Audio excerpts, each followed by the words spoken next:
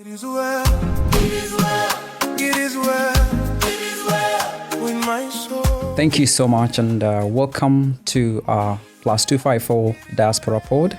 And I'm your host, Jeff Ngetich. I want to really take you a very quick introduction why we're doing this segment or this podcast. And remember, we've come from very far, right from Kenya to Australia. And there are roots that we trace back home and settling down and making sure things are running or transitioning smooth towards, getting the culture and understanding a lot of things that is happening in the first world country or even in this world, Australia. And today with me is a very precious friend of mine, a coach, a mentor, a great person that I've known for a very long time, right from high school ages and even 15 or 20 years back.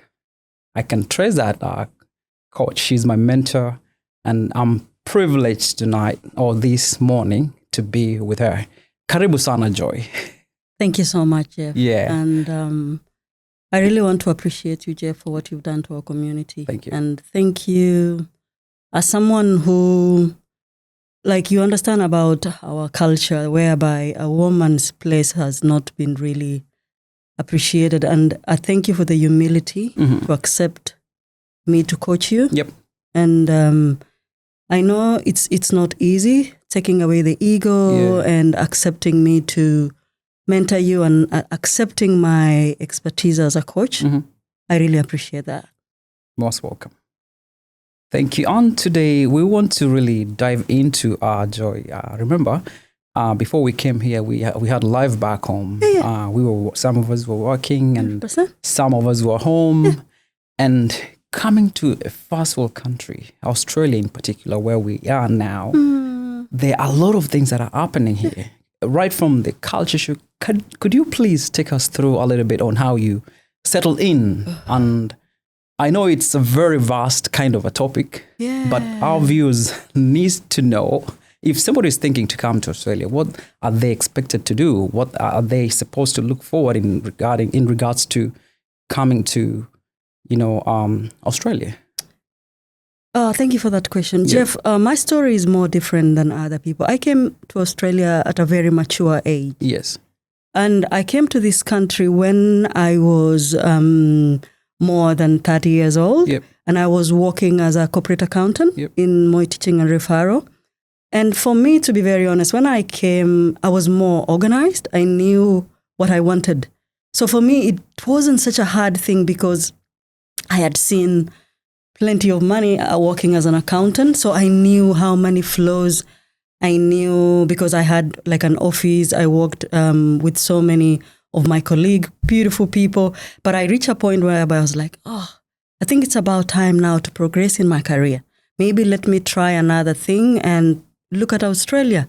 Just the same thing.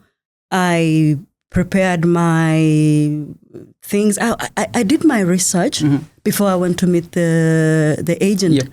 I went and I prepared everything. I went to options. I met the agent.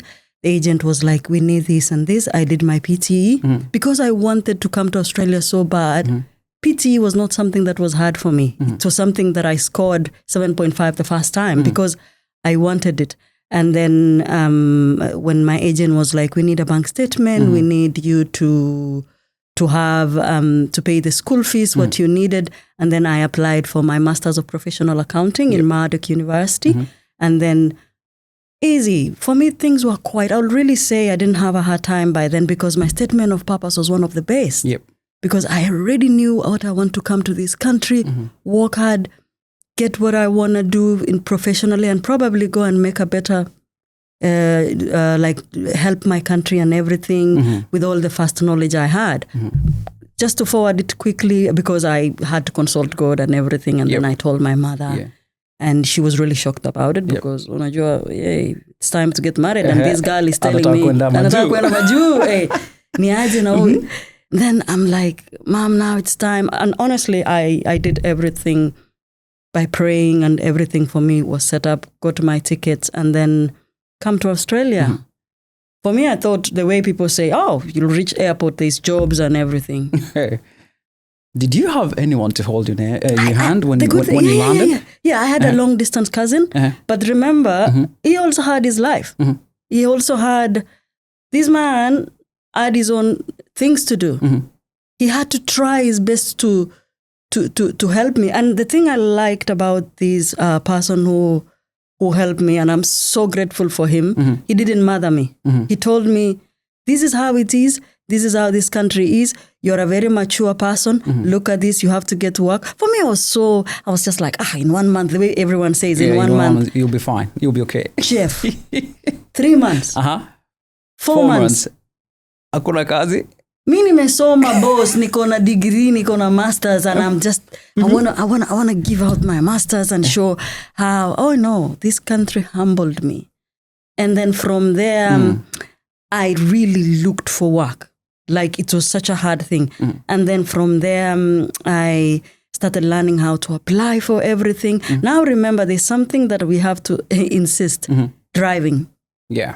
Because I wanted to do the caring critical. Jobs. Oh my goodness. Yes. Yeah. I don't know what was your experience with driving. Oh, I'm telling you with driving. And, back home I was driving. Yes. That was the best thing that happened to me. I was driving back home.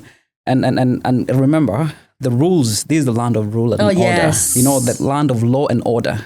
There are things that are done in a very specific way. Yes. And I can tell you this for sure, Joy.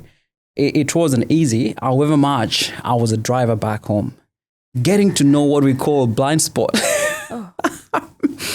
Doing those the quiz, the 30 quiz, and you have to get everything. Is it 24 out of 30? Yeah. And you have to get 26 or 24 around there. I'm not so sure, but we can check it later. Yeah. But it was like, hey man, you know what? I have to do this because you can't go to work if you can't drive. How are you going to go to shift? Remember, I landed during the time of summer.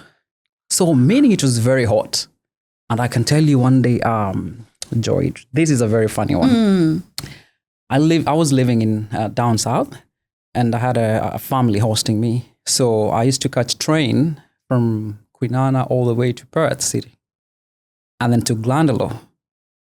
This is I came in summer that it was considered the hottest season. Yeah. Because it reached a point, I think it was 44 or 45 degrees. And there was this time I was trying to go catch a bus and then train. Man, I found myself alone on the streets. In the streets, alone. I'm wondering what's happening. Where are people? Yeah. Kumbe ilikuwa joto imetoa watu kwa barabara. And it was only me. Later on nikakuja kurealize, kuna vitu inaitwa heat waves, hizo vitu zote, nini. And then, man, unasema, oh my goodness, hapa ni wapi? And then, sorry, back to you. How did you handle the winter? Because back home, we our bodies are coming to that shock of, hey, we can go up to extremes. Yeah. Sometimes you go -2, -1, or 6 degrees. But back home now, we don't go to that. Yeah. And even, 45 or 43. The highest, I think, umeenda Mombasa pale, it's 37 hapo. Yeah. Jeff, one thing I would say about me is that, remember in Australia, before you come to this country, you have to tell the government that you are able to fund your... Correct. And to be honest, for me, that is something I was okay. Remember... The bank statement thing. The bank statement, and also you have to prove to the government that you can be able to fund your studies, which for me, it's something I did. Yeah. I was working, I had a very good job, and I got a very good amount of loan. And for me, there was no problem with that. Yeah. And I honestly didn't know, because I knew I'll get, of course, the support, family, of course, and everything. But my mom had really done her best. And I felt like, why would I ask this lady to help me that much? I will also have to do, because I got lucky with Murdoch. We had a lot of study breaks. Yep. And I used to do this thing. I will go to my coordinator. The coordinator just gives me the all roster the all study breaks for the school, and then I'll send it to my manager. And I think you also did that. Oh, exactly. Yeah, I sent to my manager, and I tell my manager, these are my study break, and my manager was really good. Every time I would not even have to go and remind her. Every time that is my study breaks, she knows that I'm allowed to work unlimited time during holidays. Because remember, when you are on a visa, don't ever forget that. I'm sure you did the same. That student visa you is have here. to hold on to your visa. And at the end of the day, to me, man, Australia to me was such a beautiful country. And I was like, I'm going to respect the rules. I'm going to do how I wanted, because I knew I'm just going to study, finish, and go and develop my country. Now, when it was the time for school fees, I realized there's some deficits that we have to add. Now, this is when I realized I have to work extra hard. Exactly. I will not lie to you. I was so much working and trying to balance everything that things like winter sometimes was even hard for me to even to remember. Like, ilikuwa baridi saa zingine ninaenda shift in the morning, I'm standing outside, I'm shaking, and I'm like, what is going on? I see my car shows 4 degrees. I didn't know that is how it was. But I think also because for me, I've been someone who prays so much and ask God for favor. I just had to find a way of looking how to now learn. You have to have the big winter coats and all of that. And that at least I managed to manage by then. Yeah, and also to ask you, Joy, did you have to buy more clothes from home when you come in? Because, okay, you had somebody here, at least guiding you on what to do, what to expect and all that. But majority of the things that you found here, you worked yourself out to adapt and to start doing it yourself. And I remember for my case, I went to shopping actually. Later on, I realized that there was no need for me to go shopping in Nairobi to come here, because every place is different. So I started now new things, jackets, blankets, electric blanket. Wewe ulisikianga wapi electric blanket? Sikuwa nimeona mimi electric blanket. Unaambiwa kuna electric blanket. And then there was the foot warmers, the thingy yenye unalala na unaweka miguu inakuwa warm. Kenya ilinishangaza sana Joy ni wakati wa summer ama wakati wa baridi. Unajua when you're driving a car yenye iko na leather seats. Wakati wa baridi ni baridi zaidi. So hautaki uvae nguo yenye itakuwa na space kidogo mahali iguze the leather seat, unaruka juu. Ama even during the summer time inakuchoma. Did you ever see the frost in the car? Yeah. I did not know what is that. You know, I remember I went to enter my car and I'm like, what is wrong with my car? Why is it white? And I do the windscreen nearly broke. Because the frost is too much. And remember by then, I just had the car, you know, the car that you're starting with. It didn't have a windscreen. It didn't have ice. Don't move from there. I want you to talk about the beginner's car. How was it with you? Probably ulikuja umejipanga umenunua gari. My first straight car, away from 0 kilometers. My first car was $1,000. It had no AC. It didn't have all of that. And remember, I wasn't really very good. I used the Kenyan driving, so it wasn't like a thing that I had done for long. I was a good driver, yes, but no.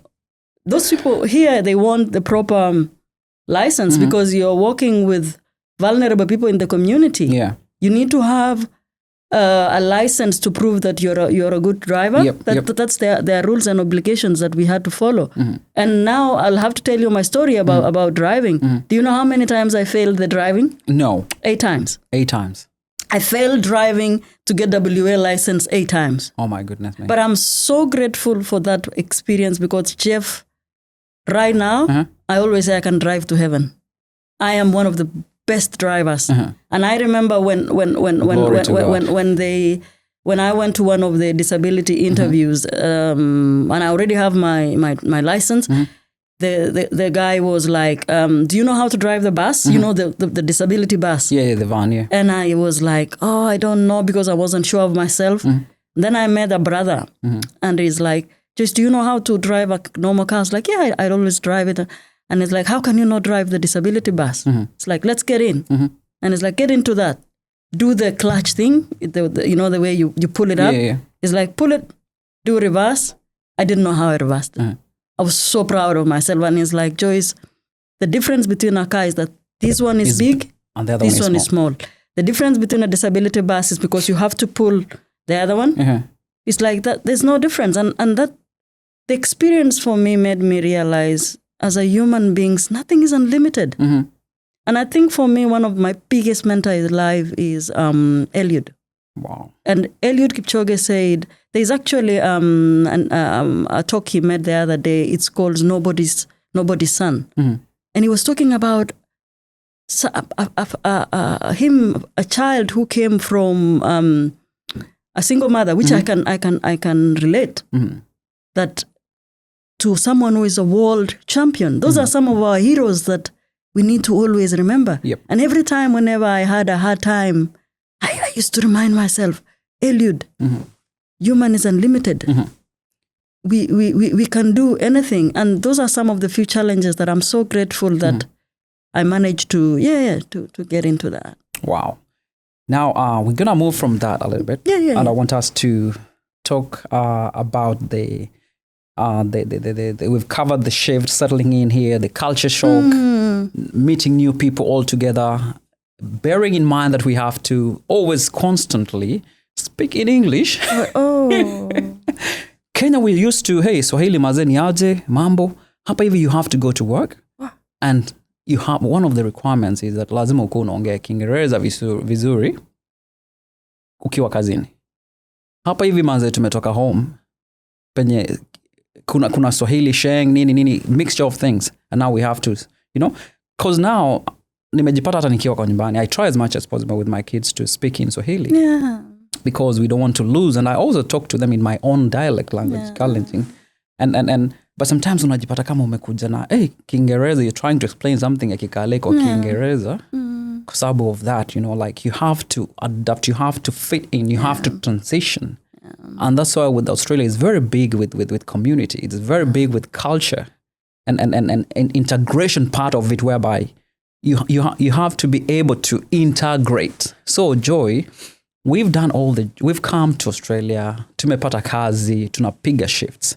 There's one thing that people wamesawa, and I want you to really dive into deep to this question of health and fitness, mental health, and mbona tumefika hapa tumepiga jobs and tumejisahau kidogo. Jeff, I'll take you a bit back and yes. I'll talk about language. Yep. When I came here, there's something people have to know. Australian English is a very different English. Very, very, very, very. And I remember when I was in my lecture hall, I would sit down and I'm like, don't I know English? And I remember my lecturer will go on. And I am, what's happening? And then I had a friend of mine, she's been here for a while. She was like, oh, no. They have like bogans, there's a way they speak. And I had to start learning. And now, to be honest, I can now understand some of it. And so those are some of the culture shock that people, we don't really get it. And for me, as you know, I mean, napendanga sana Kiswahili, na mimi napenda tena Kalenjin. Nangalala ni Kalenjin. Yote. Man, don't ever forget that I'm a Marakwet. Yeah. Marakwets, we talk so fast. When I came here, I had to learn, because I would go to work. The nurse gives me handover. I'm like, oh, what? So I write, and then later I go and ask. So it's something that, those are some of the few culture shock. And I think I had to also learn to tone down whenever I speak, because I honestly didn't know that maybe we speak so faster. So I had to teach myself on that. Now, when it comes to health and fitness, when I came here, the thing with me, fitness is my life. I'm sure you know that. Like, being fit and living a healthy lifestyle is something that I would say this thing saved my life. If I wouldn't, I battled a lot of mental health problem with trying to find my identity, understanding. Because, Jeff, I grew up like growing up, I used to be like quite of a funny, weird, kind of unique child. Because through a lot of therapy and through a lot of doing a lot of personality tests, it made me know myself, understand. I've done the job, I've done the work on myself. And I came to realize, it's not that I'm weird, because I used to think I'm weird, but I learned that I'm unique, the same as you, the same as everybody. And I had to learn to embrace myself. And with that, when I came, it has made me to understand people, understand what is going on. And when you come to a new country, this is a very hard country. Correct. Especially someone like you that I give so much respect with family, with children. Jeff, I don't know how, and I always tell you every time when I call you, when you tell me, Coach, I'm going to gym, I don't know how. I will never discredit that. I will never discredit anyone with family and trying to survive. And with this economy right now. So when I see that our community, we are battling so much with weight and something, and that's something I want you to bring when I first saw you and the experience. Exactly. Yeah. I'm very much sure that a lot of people, they've seen transformation and also the big achievements that I've been able to. And relating to even 2 years ago, whereby I was struggling with weight, to be honest. And I remember the first time I met with you, 2017. Wacha niongelea hapo kidogo manze. Wakati tu uliland and then ulikuwa settle down. Then we had the Kitwek Fast meeting in City of Starling, Cedric Gardens. And we were all there. And then I came and I was like, hey, who is this person? Is this Joy? Or who is this person? Looks familiar. And I realized it was you. And I was like, God, you're so much faithful, God, you know? At last, there's somebody that I know that I can interact and talk with. And you know, the first thing you asked me, hey, your time nilikuwa na kitambi. I had a big tummy, man, you know? And you said, hey, bro, apana. Apana, haijafika hapa. You know, for our viewers, when Joy tulisoma naye Uganda, and then she was 1 year ahead of me. And then nilikuwa na play rugby some time. Aliona how nilikuwa nakaa, nilikuwa nakaa poa, nilikuwa na mwili mzuri kabla sijakuja kukula na kukunywa. Kitambi kaanza kukuja. And then nikajisahau. So wakati when Joy alikuja hapa akanimira, I came earlier 1 year before you. And then you followed me, and then we met, alafu kaniambia maze, hey, no, hii kitambi ni kubwa sana. No, bro, we need to do something about it. And then now, do you know what I did? I don't know whether you realized. I used to avoid you. Nikikuona hivi nakimbia nasema, dem ataanza kumwongelesha stories za kitambi. Za kitambi, So nikikuona na disappear kiasi. So and then nikawa nimerelax, nikatulia. Which year was that? 2 years ago. That was 2000 and what? 2 years ago, 2023. Is when remember I've been chasing you, telling you, man, I'm not ready. I call you, Coach, I'm ready to do this thing. Please, are you able to mentor me? And you'll be like, yeah, now you're talking my language. And I'll go silent, missing, never to hear from me. And then I'll come again, look for you. Hey, Joy, where are you? Man, I need to sit down with you. And you know, like, and I was going through something sometimes, you know, that time, and you came through actually to support me and guide me, and you know. And it reached a point where I decided to say, you know what, enough is enough. And I remember, Joy, this time I'd gone through a lot of surgeries, about four or five surgeries. And one day my GP, very old guy, very good doctor actually, when I went for an appointment, and he was like, hey, you know what? Do you need the solution to this problem? I'm going to tell you, I'm going to be honest to you. You need to shed some weight, drop 6 or 7 kgs. And you know what I said? Say less. I'll action that. That is the time I looked for you. And I said, you know what, Joy? I'm in for it. And I made that decision. And I remember when I was doing I was working with one of the Aboriginal organizations there. And then quickly I was in my lunch break. And I was doing my placement. My school placement, and I went for a lunch break, and then I was scrolling through Facebook, and I saw this ad from, you know, the gym that I started with. That time it used to be called Fitness Renegades here, and I saw they were running an ad they were looking for 12 men who wants to lose weight within 12 weeks challenge. And I said, you know what? I need to surprise Joy. I need to go for this thing. I remember I texted them and I told them, man, I'm interested. And somebody quickly contacted me. And they scheduled for a free consultation for me. And I remember I had to go and, you know, 30 minutes consultation.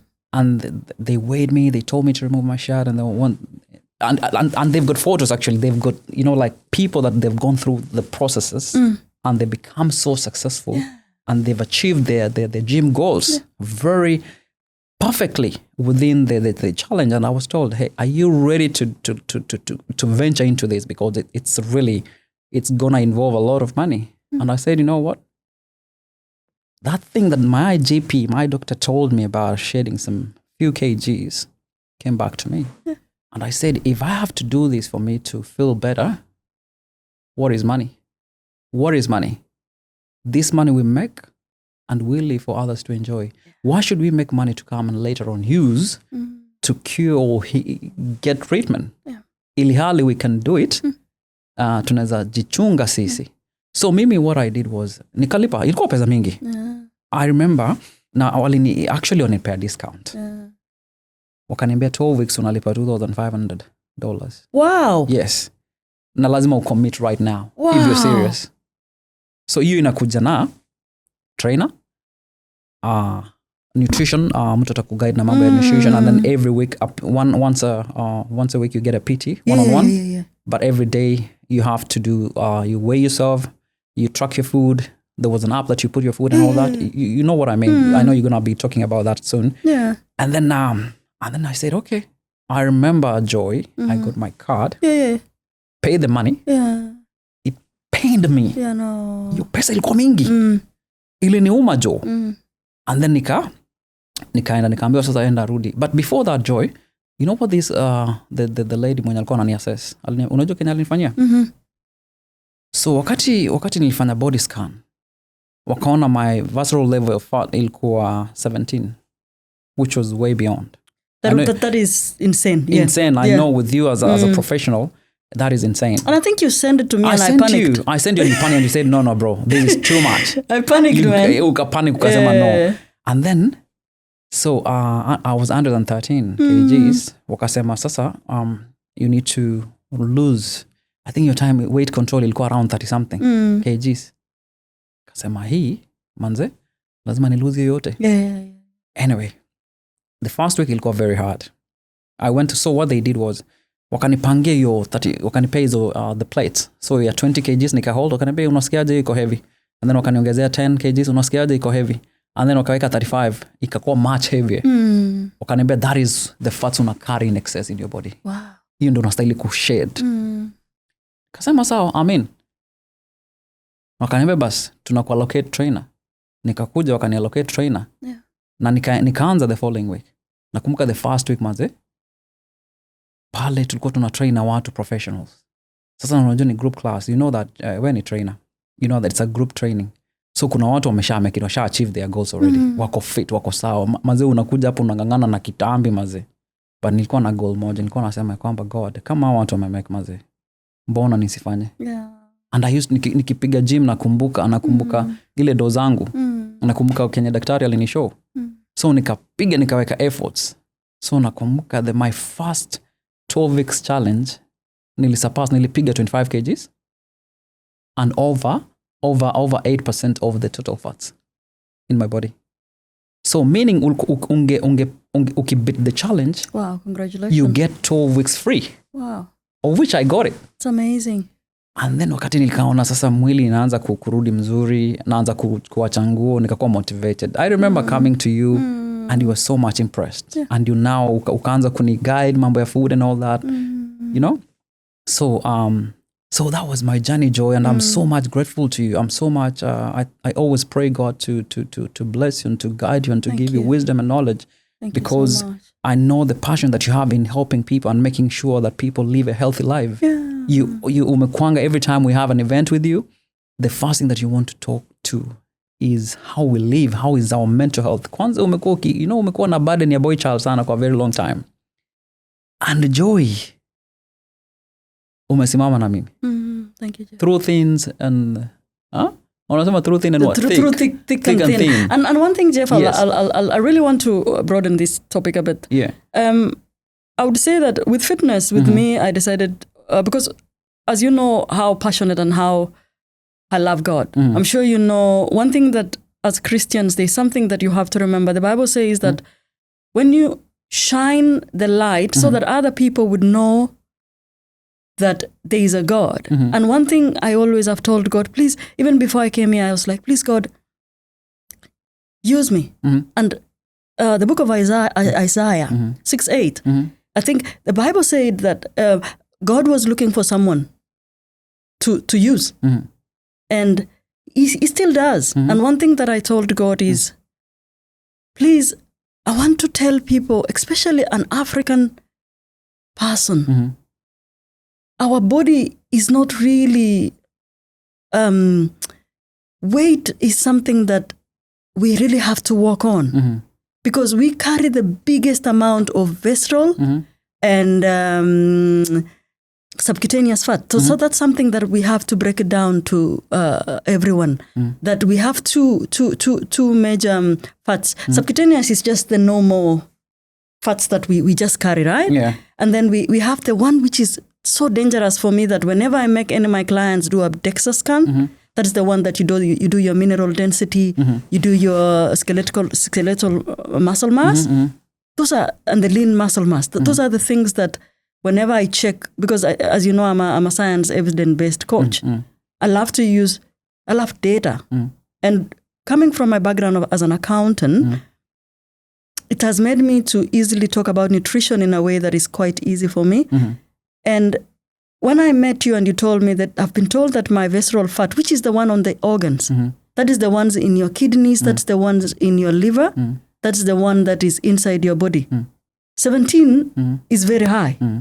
The normal range is always between 1 to 9, and you had 17. And for me now, I'm also on the extreme side. Sometimes I can go as low as 1 to 2. That one now is bad. So the good thing about us is that, Jeff, we have two extremities. You had gone to the highest, and me, I had gone to the lowest. Because remember, I'm a bodybuilder. And I did a competition. And one of the reasons why I told God to really help me is I want to do the journey. Yani mimi nilikuwa nataka nifanye hiyo kitu, ndio nikiambia mtu kuhusu weight loss, I know the story. Exactly. And I don't want to look like a fraud. Because I've seen a lot of motivational speakers, a lot of coaches who are actually not doing the thing. So for me, I told God, please help me. I want to do this thing so that I talk from what I know. And of course, I brought my medals. No one, and even I'm sure when you touch it, you can see like it's a real, it's a real medal. Gold, and this is like a real. This is brass. You can hold. This is brass. You can hold on. Look at that. Yeah, look at that. Yeah. So beautiful. Yeah. So I think the first medal, I want you to touch that one. Can you see the word number 40? Number 40, yes. 40 is when I went on stage. I went on stage when I was 40 years old. Yep. And the reason why I wanted to do this is to tell people, ni nini wewe unasema? Mimi nilienda stage nikiwa miaka 40 bana. People say that excuse. There's no excuse. Everyone would say, so that one is that is ICN I did. So the first when you see that, the first one I had a coach, and this coach didn't really understand so well about my body. He just told me, Joyce, bang, bang, bang, bang. And remember, for me, I had an experience of going to boarding school. So me ni ule mtu, I have learned things have to be done and gone. So the coach explained, you have to do this. I did it. I went on stage, and that is gold medal from my first category. Yep. And my category is sports. It's called sports and fitness. And if I would, for example, take off my shirt and see, what they need is they want definition. They want to see your delts. Everything has to come out. Yep. And I think what happened with me is I understood the whole journey of losing weight and going on stage and everything. So I know the in-depth.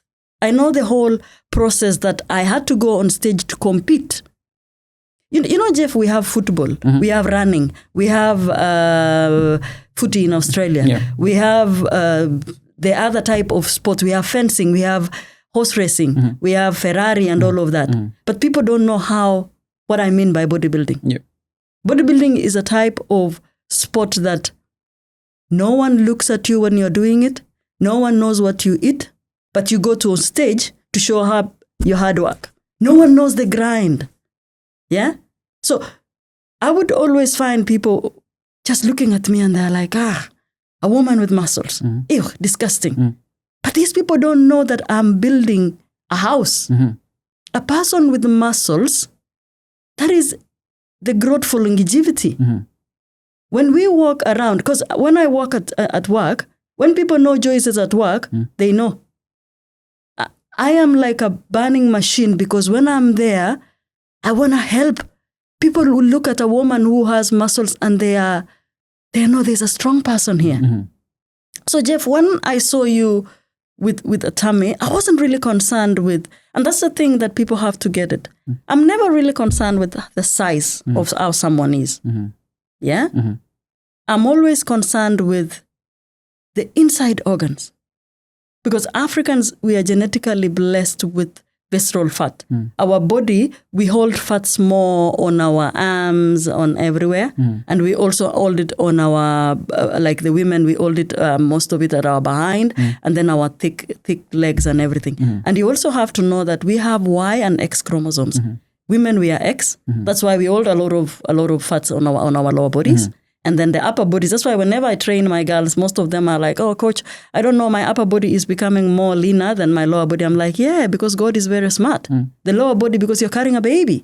So God will not just let you lose it like that. And men, why do you have fats on top? Because you are Y chromosomes. So your upper body, what happens? You will always hold more fats on the side.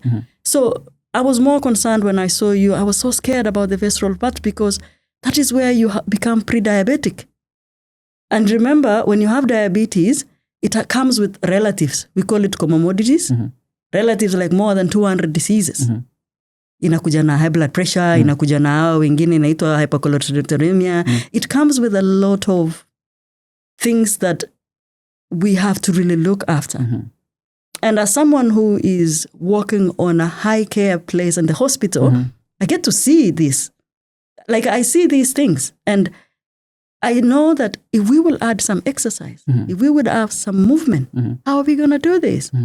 So that is why it was one of my bigger concern. And I talk as a coach who did the job. I went to study a fitness certificate in fitness.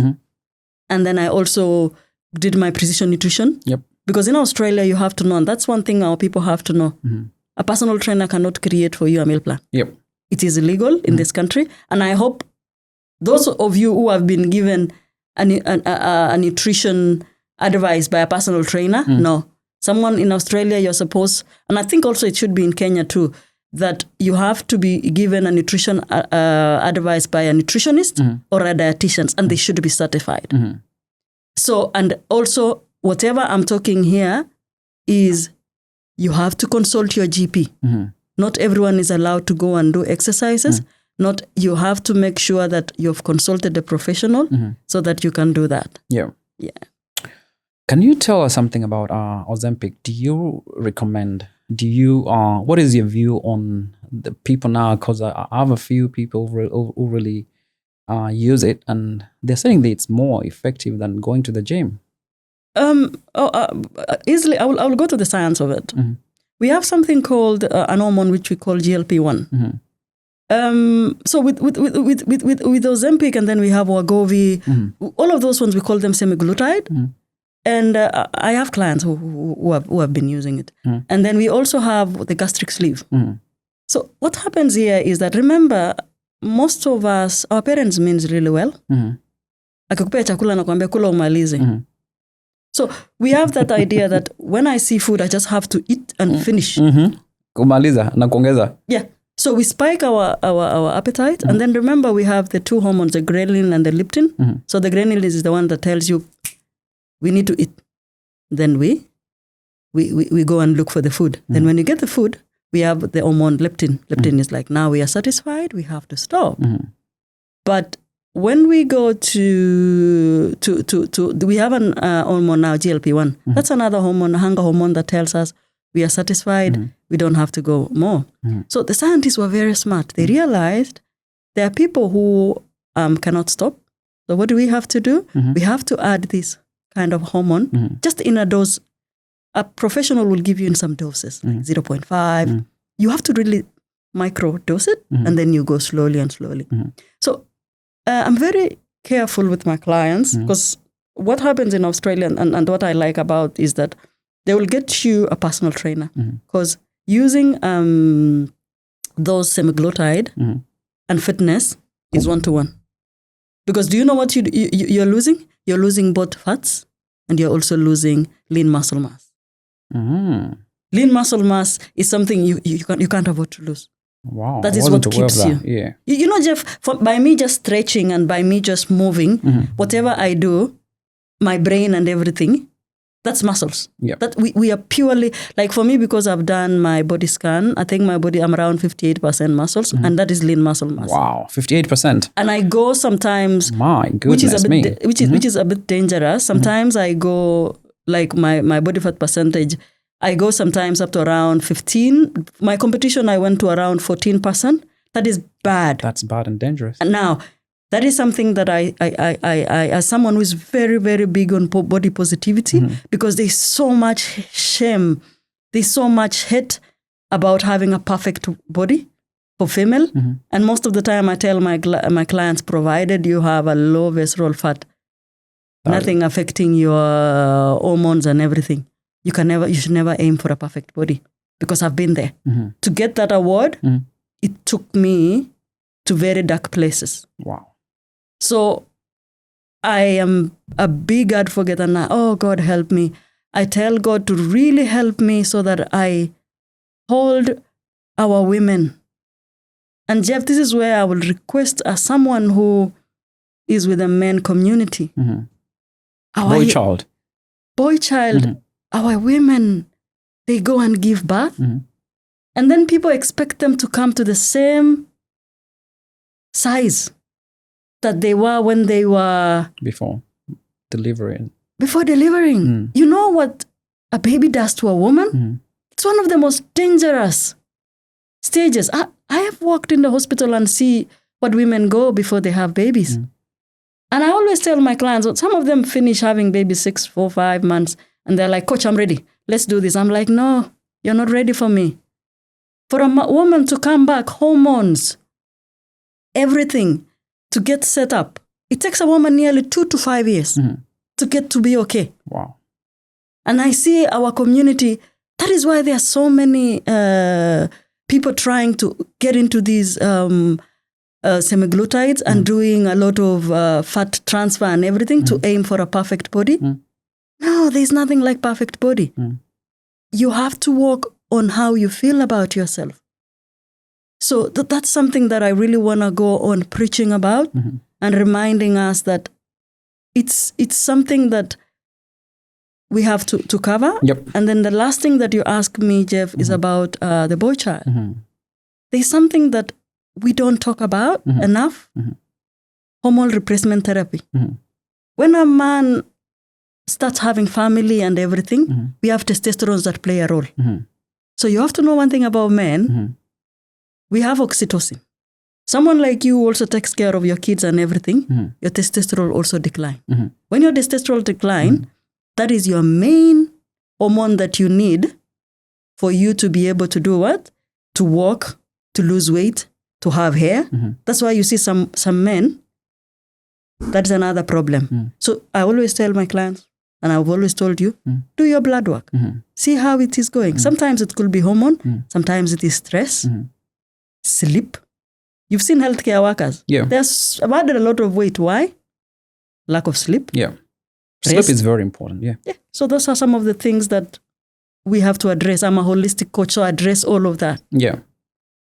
Yeah, and time is really running. But I think this topic of fitness and health is really vast. Yeah. And I would really love if you briefly mention something about, you've always asked me every time I call you, and before even we have a conversation, unaniambia, hey, are you okay? Uko sawa? Why is that, Joy? Why is that? Mbono me prioritize always, and I'm very much sure it's not only me. Even other friends of yours, whenever they call you, you always have to check on them first. Hey, are you okay? Are you doing well? Why is that? I think, Jeff, the reason why God... And also, as you answer that also, touch something on mental health, and especially summarize it in a way that it cuts across everything, right from work, family, and, you know, the life that we are in this land. I'll talk about my own mental health struggles. Because growing up, I told you, I wasn't the type of girl who wanted what everyone wanted. I used to be this girl who... I'm a very curious person. I'm sure by now you know that. I love reading and I do that. Now, and when other girls were busy, you know, girls are busy, marriage and kids, and which is of course perfect, everyone, And I think with that pressure, when people wanted different things for me and I didn't want it, it started affecting me. And then later when I started working on myself and understanding, we are all different. And then from there, I realized that we have this pressure that family, they put on us that you might not know. You, Jeff, you might want your son to be an engineer because you're an engineer. And our children, like a girl doesn't see that. I found some of my friends who are like, just want to get married and have kids. But they start pressure that everyone wants you to be other thing. But one thing I feel like, and that is also the pressure that we have on a boy child. There is nothing that I'm so passionate about talking is we've reached a point whereby we want to compare people, and comparison is a killer of joy. So I think with mental health going on, there's too much pressure for our children. And I've seen now there's these our sons going to Russia for fight and everything because pressure to create for family and everything. So, and also I see here parents are just sending really young kids. It's a hard journey. Yeah.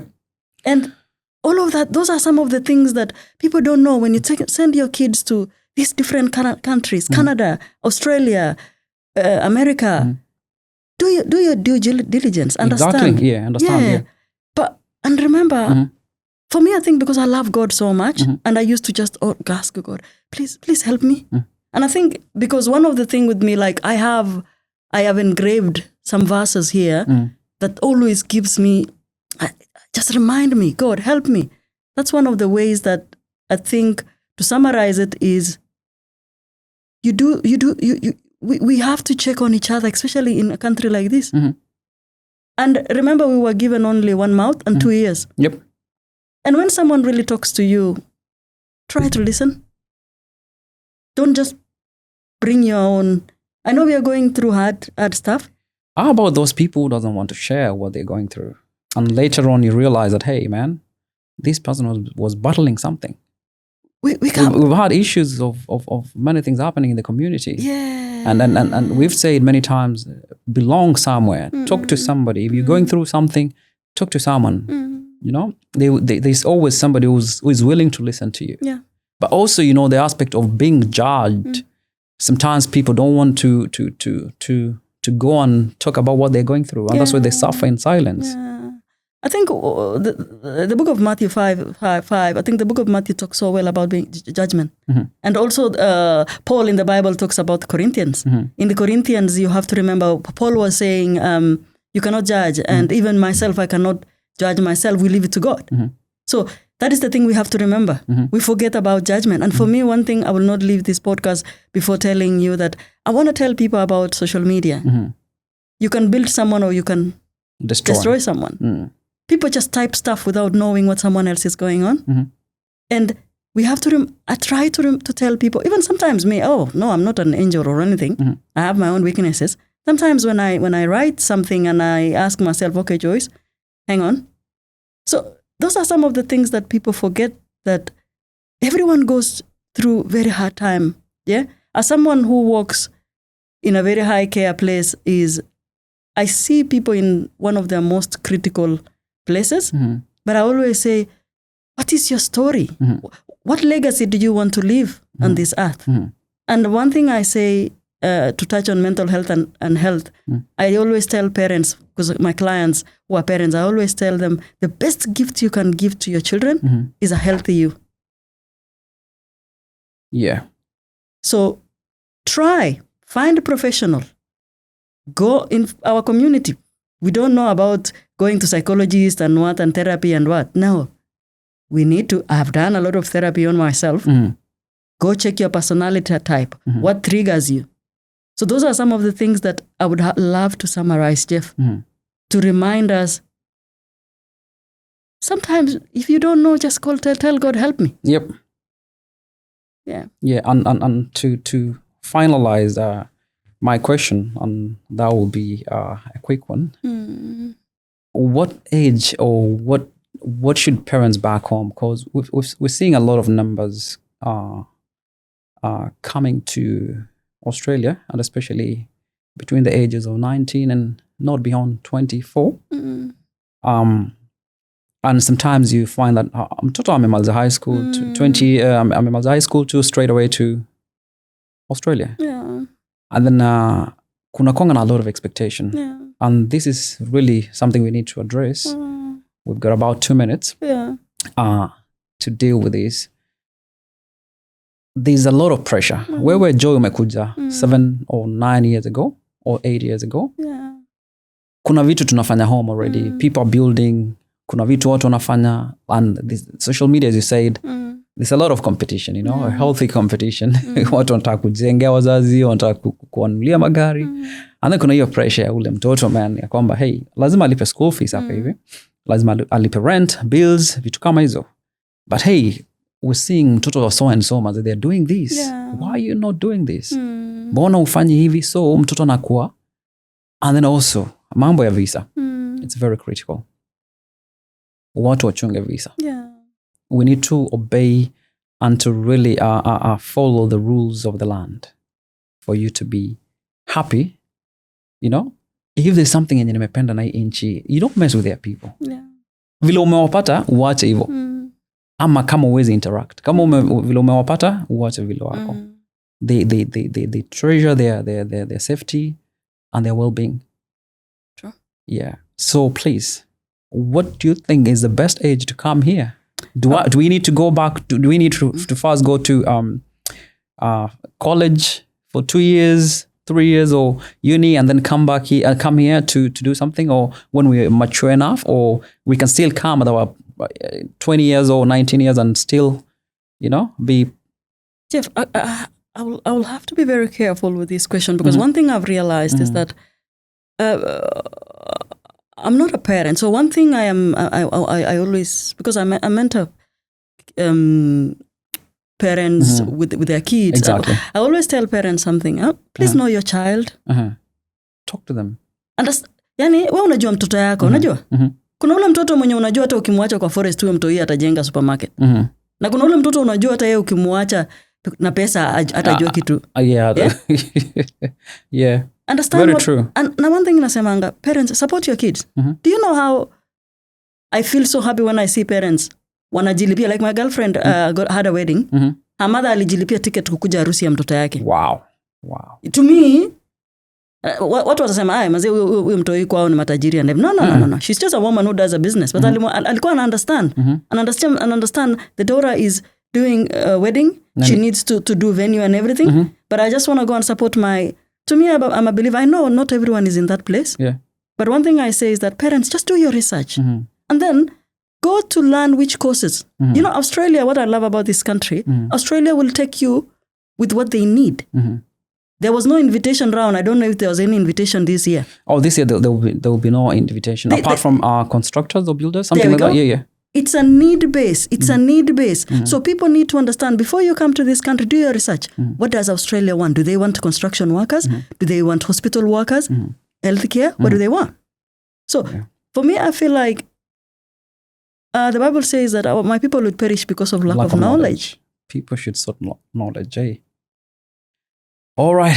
Thank you very much, our viewers. Thank you for being with us in this, our first ever podcast. Our host today, our guest today was Joy, coach, my mentor, and I want to thank you so much. I want to tell our people in Australia and even back home, ya kwamba tumeanza, tumekuja nchi yenye ni mbali sana. And wacha tusupportiana. Let's support our kids. Let's listen to them. Learn us vile coach Joy amesema ya kwamba, you know, Learn to know your child. Let's tusiwape pressure sana pia. You know? Maisha huku si rahisi.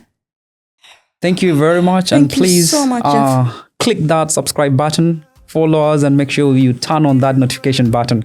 Thank you, and may God bless you. Bye, and see you next time. Thank you. Thank you, Sama, Sana, Joy. Thank you.